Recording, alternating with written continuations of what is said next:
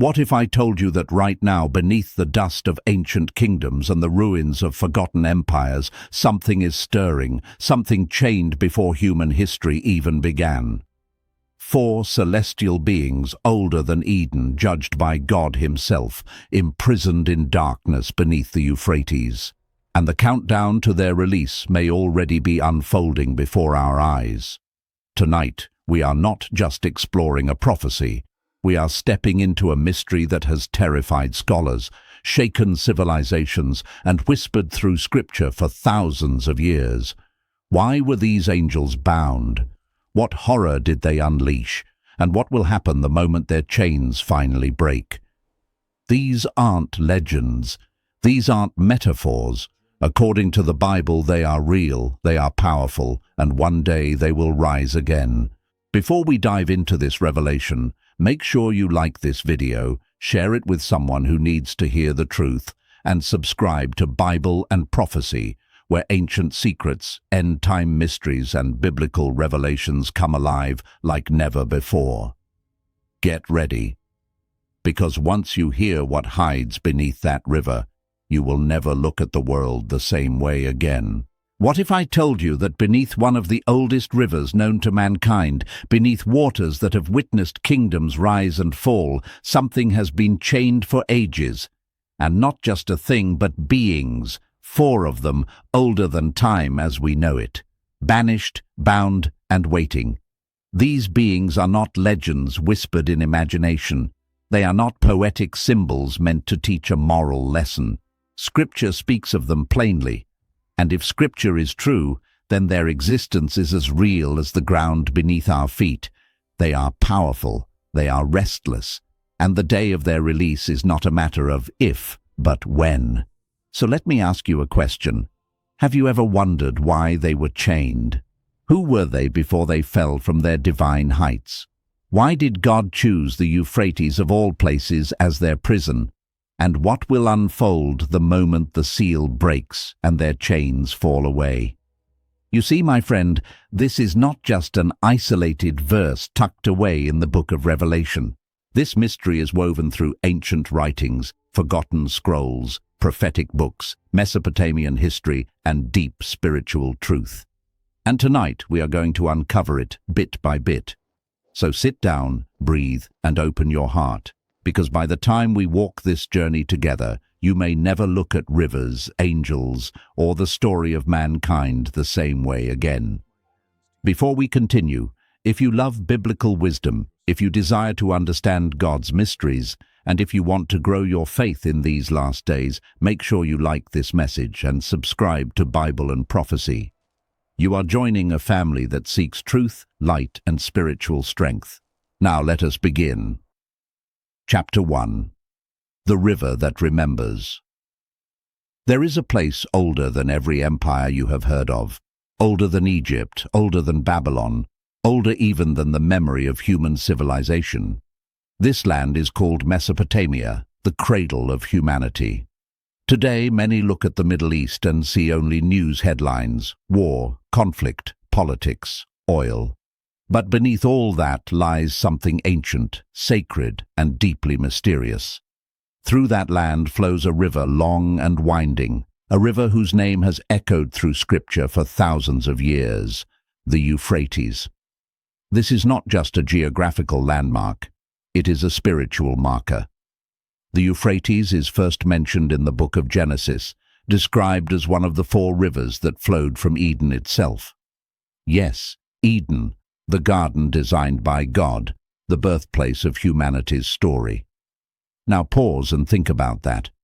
Why would the same river that appears at the very beginning of the Bible reappear in the final book, Revelation? Why does God choose this river, out of all the rivers on earth, as the place where 4 fallen angels are bound? This is not coincidence. It is a divine thread. Imagine this. Deep beneath the Euphrates, beyond silt and stone, perhaps even hidden in a realm we cannot touch with human senses, there is a supernatural prison, a vault, a seal.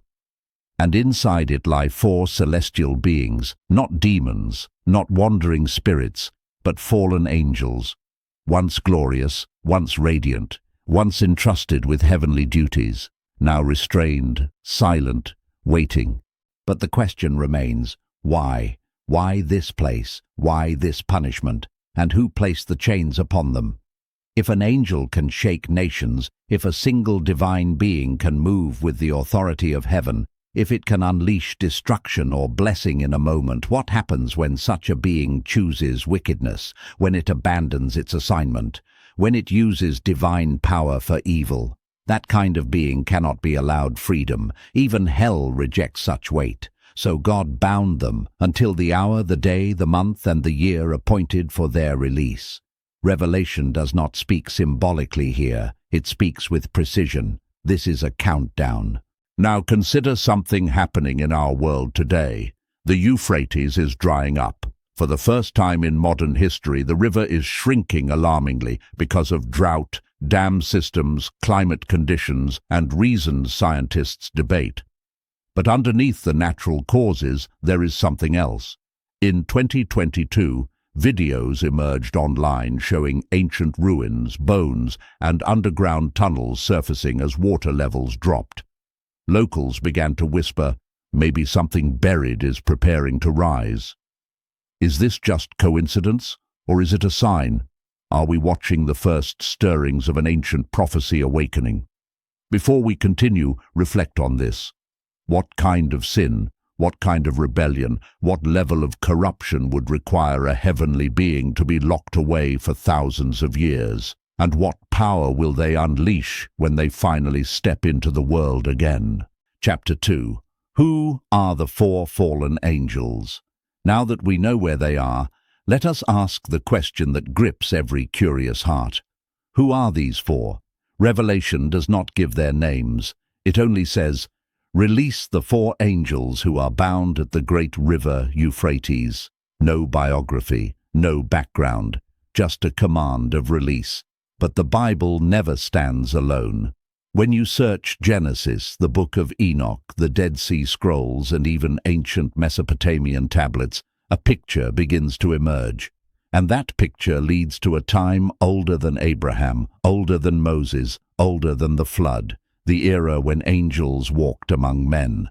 Genesis 6, 1-4 gives us the foundation. The sons of God saw that the daughters of men were beautiful, and they took them as wives. The children born from these unions were the Nephilim, giants, mighty warriors, tyrants of ancient days. The term sons of God, or Ben Elohim, refers to angelic beings. These were watchers, spiritual guardians meant to observe humanity and guide nations. But instead of guarding, they abandoned their heavenly assignment. They descended physically.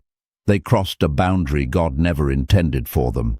They took human wives and produced a generation of corrupt hybrids.